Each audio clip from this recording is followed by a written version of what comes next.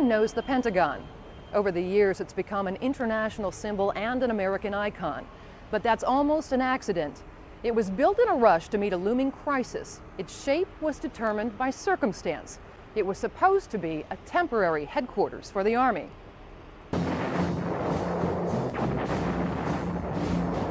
Early 1941, Hitler's stormtroopers had already overrun Eastern Europe and invaded Russia.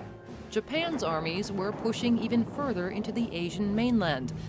Despite strong domestic opposition, U.S. military leaders were already gearing up for America's anticipated entry into the war. Army offices were scattered through 17 buildings in Washington, D.C. To disguise the increasing military presence, officers and NCOs reported to work in civilian clothes. That included General Brehon B, Sommervell, head of Army construction. His solution to the Army's space problem: build the biggest office building in the world across the Potomac River in Virginia. He brought his staff together this Thursday night in July 1941 and just gave them these instructions. I want a building big enough to house 40,000 people with parking for 10,000 cars, 4 million square feet, and I want the plans on my desk Monday morning. The original plan for the Pentagon was drawn up over a long weekend. The original site was bounded by roads that required that the building, to be within those roads, would be a Pentagon, but a rather irregular one. That original site was on farmland along Memorial Drive, the road that still leads into Arlington National Cemetery. But there was controversy. Critics loudly complained the huge new building would mar the view from the tomb of Pierre L'Enfant, designer of the layout of Washington. President Roosevelt picked a new site in a marshy area about a half-mile downriver. Former Second Lieutenant Bob Furman saw the area before a shovel of earth was turned. Back of where I'm standing was a development of homes. In back of the Pentagon on the south side was a big brickyard, many acres in here of experimental agricultural work, and a railroad ran right through the middle of it. The location may have changed, but the design concept didn't.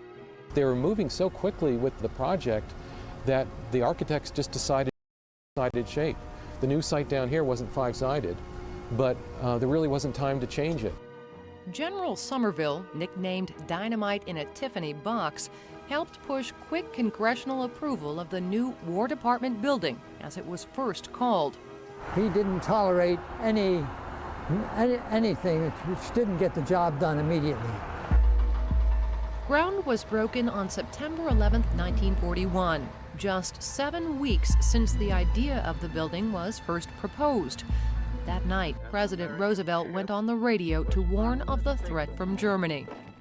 When you see a rattlesnake poised to strike, you do not wait until he is struck before you crush him. The goal was to begin moving people into the building within 6 months. Less than 3 months after groundbreaking, the Japanese attacked Pearl Harbor on a Sunday morning. December 7th, 1941, a date which will live in infamy. We knew that the world had changed. Helen McShane Bailey, she was Helen McShane then, was one of thousands of young women moving to Washington to take federal jobs. She still recalls the drastic change she saw at her office in the War Department when she went to work the day after the attack. And I walked up to my office, and as I'm coming in, I'm seeing all these men who used to wear civilian clothes are now in Army uniforms with their ranking insignia on their shoulders, and I was in shock, and they were in shock. Pearl Harbor changed everything. All restrictions were off, money rolled, and the construction effort speeded up tremendously. At the peak, there were about 15,000 people working on the building around the clock. Construction workers flocked to Washington from across the country. The building was to be 4 floors and made of reinforced concrete with no steel beams. More than 41,000 90-foot pilings were driven into the ground to support the structure.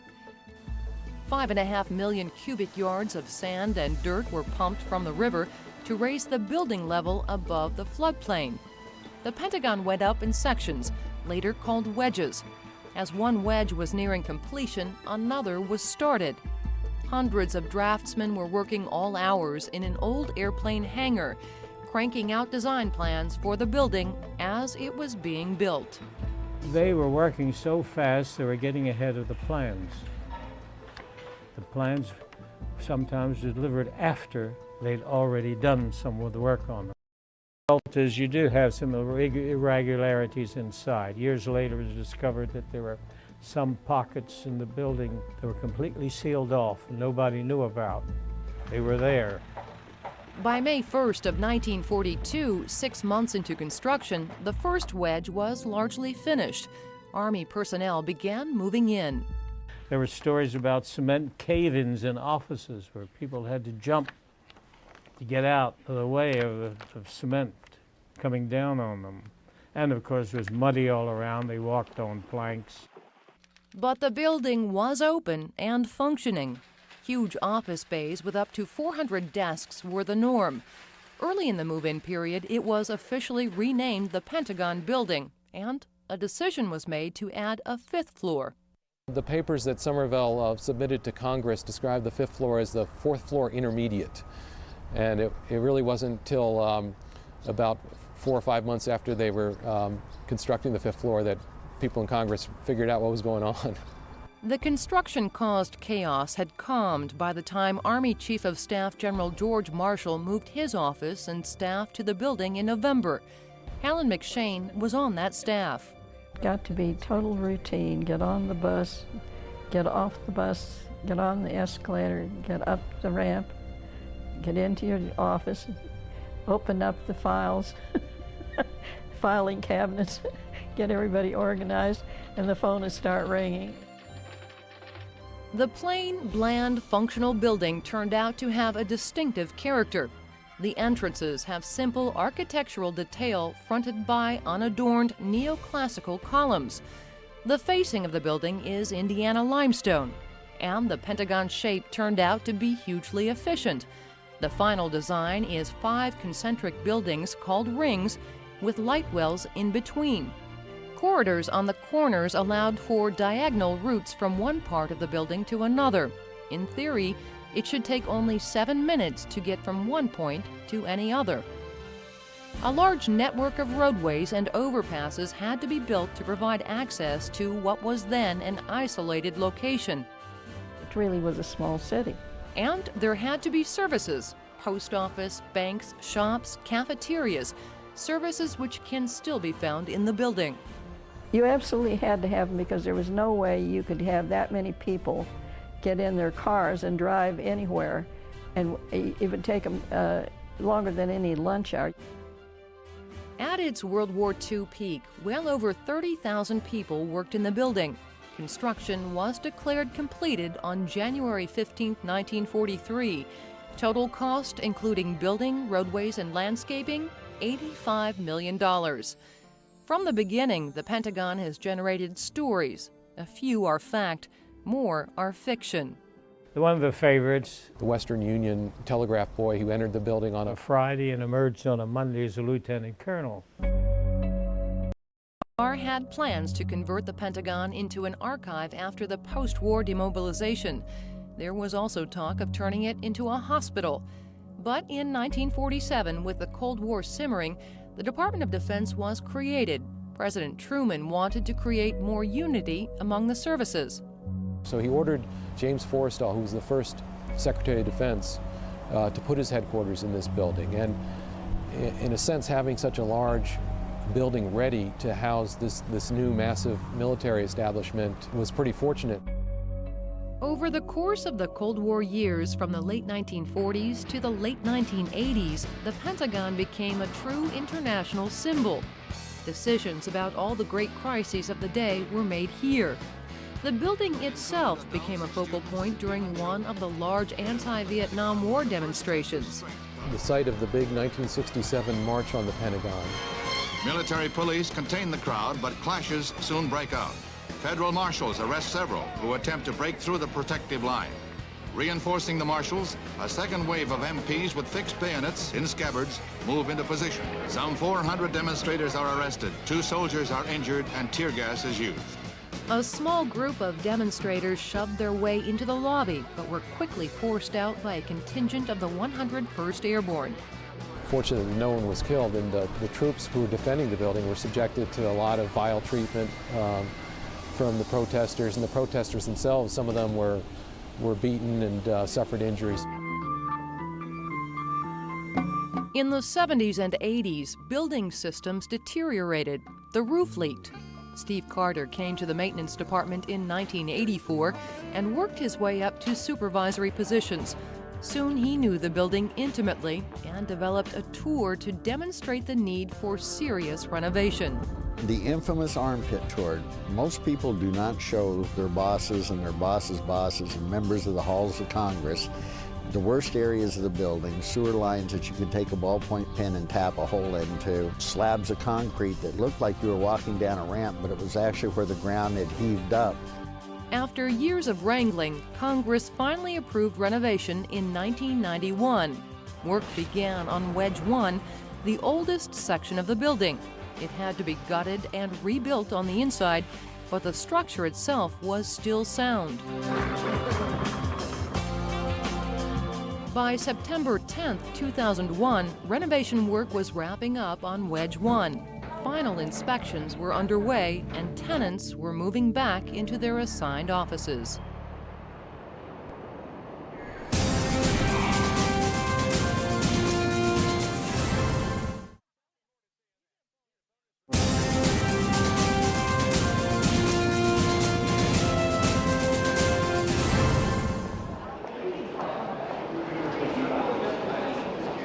For the 1,000 people who went to work that day in the Pentagon, September 11, 2001 started like any other.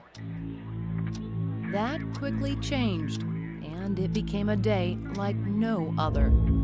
Everybody, please start walking towards the east side. First came the shock shared by all Americans as news of a plane striking one of the Twin Towers spread.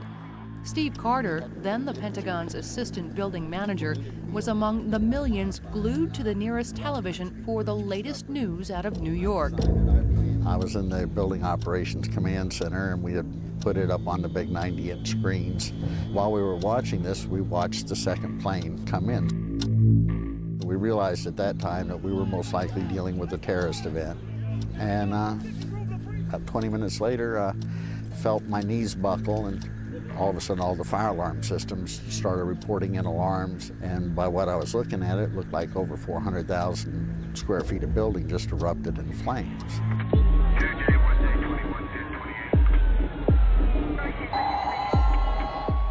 Even as Steve Carter and his crews rushed to respond while still unsure of the cause, a group of senior military officers at the nearby Army-Navy Country Club for a meeting were witness to the truth.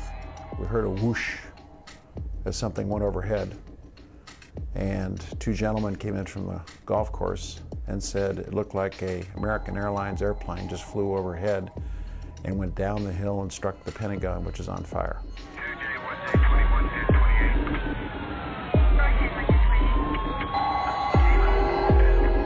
The attack was a shock on many levels for Admiral John Cotton, a reservist who, as a civilian, is a pilot for American Airlines. Also, upon seeing the site of impact, he feared for the safety of his military friends and co-workers. 6 of us went up to the roof of Army-Navy Country Club right on the hillside here and looked at the burning Pentagon. And I'm thinking to myself, American Airlines, friends, it hit our office at the Pentagon, so what's going on? Meanwhile, back inside the Pentagon, Steve Carter was in the midst of the chaotic aftermath of the attack. A lot of heroics that day. A lot of people reaching out to people. I don't think anyone was strangers that day. I think anybody that was here was in our own little world, and it was just a matter of survival at that time. The fires smoldered for 4 days, and then it was time to sort out the consequences. Among the victims who lost their lives that day were the 59 passengers and crew of American Airlines Flight 77 and 125 men and women in the Pentagon. And as he'd feared, Admiral John Cotton learned he'd lost many close friends and co-workers. I think we all did. If you look at where the airplane hit here by the fourth quarter, it bounced into the second deck and hit the Army section, and then deflected to the first floor again into the Navy Command Center. So many funerals afterwards, and those were gut-wrenching. And the pilot was a good friend of mine, former flight instructor, Chick Burlingame, and he's buried at Arlington Cemetery now. And ironically, he used to work in this office as a Navy reservist. And then in the back of the airplane was my flag mentor, the guy that helped me make Admiral in the Navy, a retired American Airlines Captain Bud Flagg, and his lovely wife Dee, that they had known each other since high school. And he was going to visit friends and relatives. It was just on the wrong airplane at the wrong time. Even as people struggled to cope with the loss of friends and family, work crews began sifting through the rubble, trying to determine what it would take to rebuild the damaged wedge, which ironically was undergoing renovation before the attack and was only 5 days away from completion. The first 6 weeks or so were really very busy, very blurred for all of us.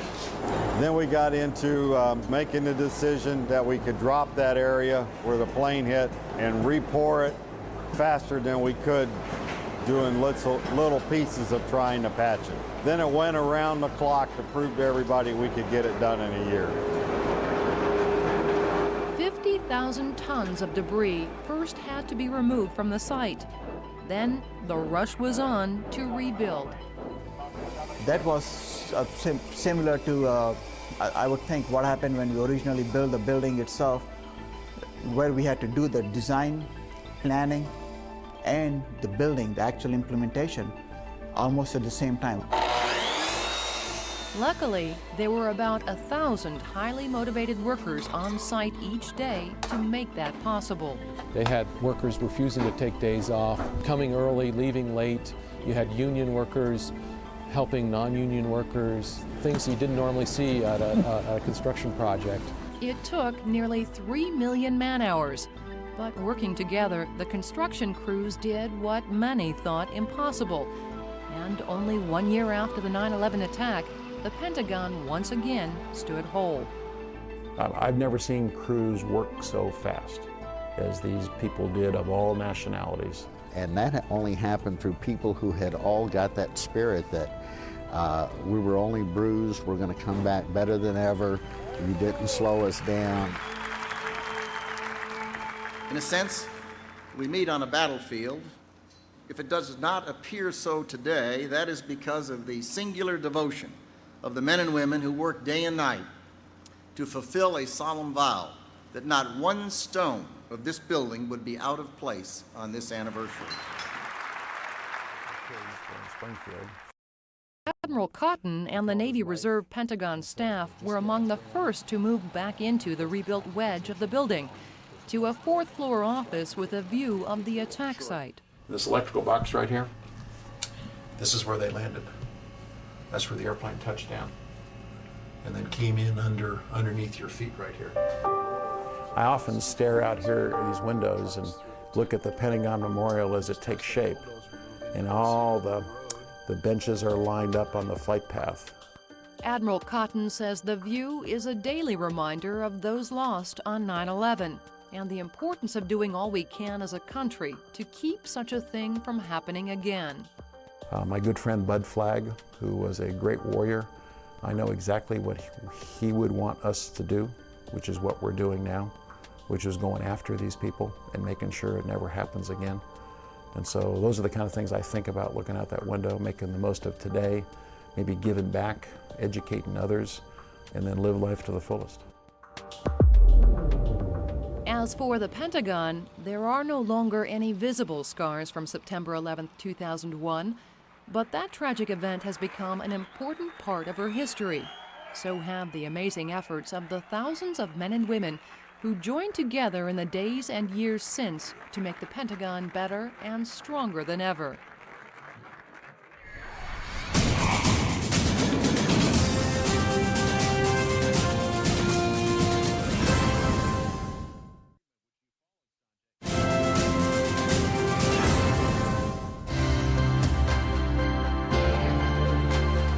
For the 2.5 million men and women who are part of the U.S. Defense Department, most of the decisions that determine the course of their lives happen here, in what is the largest low-rise office building in the world. While that alone sounds impressive, it's the details of the building that bring home just how big it really is. For example, the building takes up 29 acres, and it costs around $29 million to power it each year. There are 17.5 miles of corridors, nearly 8,000 windows, and a huge center courtyard. This whole area is about 5.5 acres big, and it is currently the largest no hat, no salute zone in the continental United States. It's also the only military installation not owned by one of the services. By law, the Pentagon falls under the authority of the Secretary of Defense. Michael Donnelly is the man chosen to see it runs right. The Pentagon operates in many ways like an island in Northern Virginia. It is a huge building. It makes a huge footprint in Northern Virginia. But because it is federal property, it is surrounded by parking lots, major thoroughfares. It takes time to get in and out of the Pentagon. For that reason, the building has always had a variety of within its walls. Now this whole area, what does it look like, you guys? There you go, like a mall, right? And again, this was developed so that Pentagon personnel, such as myself, wouldn't have to leave the building to take care of personal business during the workday. So that is why we have medical and dental facilities, post office, banks, credit unions, D&Bs, barbershops, and while we even have floral shops in here, okay? So whatever you might need, you can get it right here in the Pentagon. The other major feature here in this island environment is that the metro station and the bus platforms constitute the largest transportation center in Northern Virginia. So we're constantly balancing security and access to the Pentagon. The building is so large, it takes time to learn your way around. You will see people walking down a hallway and then all of a sudden turn around and do a 180, go another 50 or 100 meters and then stop again and look at a piece of paper and try to figure out where they are and where they need to go. All right, guys, go ahead and please follow me this way. At this time, we're going down the stairs. Everybody, please follow me this way. Lance Corporal Angel Cuevas is one of the Pentagon's many tour guides. He's a pro at getting around. Now, the first time I was here, I was lost for about an hour, and I was just walking around with the map, and I was like, you know? And then finally, I saw another Marine. I was like, hey, Marine, help me out. He's like, all right, Double Dog, what you want to do is you want to go that way, you want to go this way, and this is how the Pentagon's set up. So he basically gave me the rundown. But yeah, it's kind of hard for someone that's never ever been here before. Once you understand how the Pentagon is laid out, it's very easy to get around, and it's designed in a very efficient way to allow you to get to all parts of the building very quickly.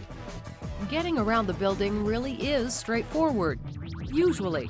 But since renovation of the building began in 1998, those in the area under construction have had to move to other locations, both in and outside of the building. And people have often had to take longer routes to their usual destinations because of construction detours. And it's been admittedly a significant inconvenience for the workforce. But I think they understand the benefits of the renovation and what they're getting from it in the end. What they're getting is better safety and security features, as well as modern upgrades to work areas and much-needed amenities. Work on 3 of the building's 5 wedges is nearly finished. Renovation of the 4th is now in full swing. We're doing 1 million square feet in about 1.5 years. We've got over 700 tradespeople on this construction site. And so just organizing all of that, that all becomes very intense. And we are putting in the infrastructure in for the future. So any changes in the future, any of the new requirements coming in, we should be able to support that. After more than a decade of lessons learned during these renovations, the construction crews have a clear idea of what it will take to finish wedges 4 and 5 by 2011. We are on schedule to complete this program, and we are going to make it. As for the impact of the renovations on the amount of space available, it's turned out to be, I think, about a wash. When the renovation was started, there was more anticipation that we would be losing space. But the nearly 4 million square feet of office space in the building has been filled to capacity for years. For that reason, steps were taken over the last year to sort out who all the tenants in the building are.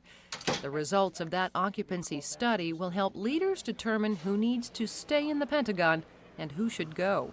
It also provided us a clear picture of how to get to closure on the renovation and the moves. So it's been a very important foundational project for other work that's still ahead of us. I think the main challenge that we face in trying to run the building is to keep the building operations, the renovation, the security, and the IT functions of the building all working together in sync. And keeping so many people and processes in sync is no small thing.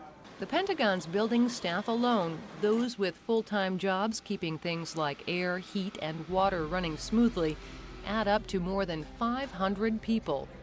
We enable the people who work here to support our men and women in the field and to take care of the nation's business. So we feel very closely tied to the mission of the department and to the support of its leadership. And we're honored to be part of that. Steve Carter has been a part of the building management team for 24 years. I may leave the Pentagon physically, but the Pentagon will never leave me. It's indelibly marked, and I think it is in everyone's heart, especially the ones that were here on 9/11. We watched what she can go through and how she can withstand an absolute attack and yet still be there to support all the people that needed it. I may be half a world away, but when you see the Pentagon come on the nightly news and it says the Pentagon says, everyone here knows exactly what that means. We're one of the few buildings in the world that speak, and she speaks volumes.